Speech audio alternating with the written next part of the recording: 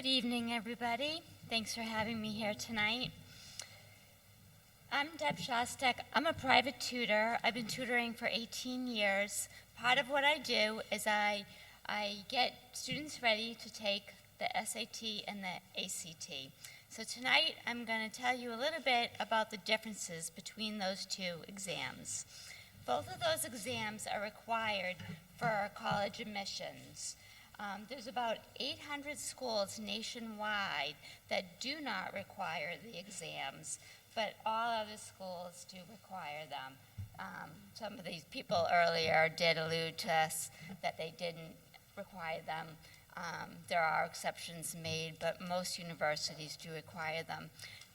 Down in the South and Western states, the ACTs are a little bit more popular than the SATs, and in the East Coast, SATs are a little bit more popular, but they're equivalent exams. Colleges look at them equally. So it's best to pick a test, get familiar with it, practice it, and stick with that one test. And I'm going to talk about the differences between them and how to decide which one to take. Also, colleges not only use the grades and the scores for college acceptance, but they also use it for merit-based scholarships. So getting a good score in them is very important. The structure of the SATs. So last year, the SATs changed their format quite a bit. So now the SATs is formatted, it's similar, much more similar to the ACTs. The SATs has an optional essay component, a math component. The math component is broken into two sections, a calculator section and a non-calculator section, which is very important, and I'll talk about that. A reading section and a writing and language section. The ACT is similar. It has an optional essay, a English section, a math section, just one math section, all with a calculator, a reading section, and what's different from the ACT than the SAT is the ACT also has a science section. Big difference. The SAT is scored from 400 to 1600. Each section of the SAT, the English part is worth 800 and the math is worth 800, so a total of 1600. Whereas the ACT is scored from 1 to 36. Each section of the ACT, there's 4 sections, is scored of a maximum of 36, and then each section is averaged for an average score of up to 36 instead of added like the SATs, so they're scored different. Colleges superscore the SATs. For the ACTs, some colleges superscore the ACTs, but not all. So you would have to check with their specific college and see if that college superscores it. And what I mean by superscoring is you take multiple tests of the SATs or ACTs, and the colleges takes the best score of that component of the SATs. So if you did better in English on one SAT and better in math in another SAT, they'll take the better grades of both those tests and superscore it. So you get the best of them. So that colleges do that for the SATs, but not all colleges do that for the ACTs. The SATs are offered 7 times a year, starting in January. The ACTs are offered 6 times per year, offered in February. And to find out those dates, you can just go on their websites, collegeboard.com or act.com. So I'll talk to you a little bit more specifically about each of the tests. The SAT is 3 hours without the essay and 3 hours and 50 minutes with the essay. And the ACT is 2 hours and 55 minutes without it and 3 hours and 40 minutes with it. it seems like there's really not that much difference in the time, 5 minutes or 10 minutes with the essay. But if you think about it, the ACT has an extra section. So there's only 5 more minutes, but an entire section more with the ACTs. So the time that you have per question on the ACT is less. So you are working a little bit faster on the ACTs than you are with the SATs. So it is for those students who like to work a little bit faster. So it's not geared for everybody. The tests are definitely specific for specific children, for specific students. The reading section on the SAT, there's 5 passages on the SAT and 4 passages on the ACT. On the SAT, there is not a science section. On the ACT, there's 6 small sections. Each section is a small description of an experiment, and then it's tables and data and graphical analysis of the experiment, and with questions asking you to interpret that data. So not necessarily does the student have to understand the science behind the experiment. The student just has to know how to interpret the data. And so students who do better and have a better understanding of interpreting data can answer those questions a little bit better, more scientifically oriented students.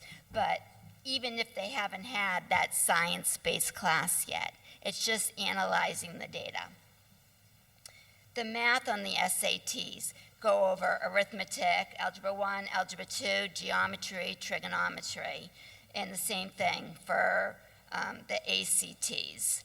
Most of what is covered in the SATs and ACTs should be covered with classes up into junior year, with the exception, of course, of a few students, but most students have most of that material covered by junior year. In the SATs, there's 2 sections. There's a section without a calculator first, and then there's a section with a calculator. The SAT math is a little bit easier than the ACT math. However, there is that section without a calculator. So those students who rely heavily on a calculator for all math, and many students do. I have students that I tutor who can't do regular addition without a calculator because they've always had a calculator. And it's not that they're not smart, they're very smart. They just always use a calculator. So some students just rely very heavily on a calculator. The SATs might not be the best option for them because there's a whole section in there that they have to do manual to the calculations. And the calculations aren't that difficult, but they still need to do it without a calculator. The ACT is just one long math section, but a calculator is allowed throughout the whole section. But some of the problems in the ACT math are quite challenging. They do get a little bit harder than the ones in the SATs. In the SATs and the math, as the questions go along, progress, the difficulty of the problems get harder. In the ACTs, it's random. You can have an easy problem, then a hard problem, then 3 easy ones, then a hard. It's just more random. Talking about the essay, in the SAT, the essay, a question is asked, and the student is asked to evaluate a given argument. And with the SATs, the ACTs, I'm sorry, it's evaluate and analyze a complex issue. Which test is right for you or for your child?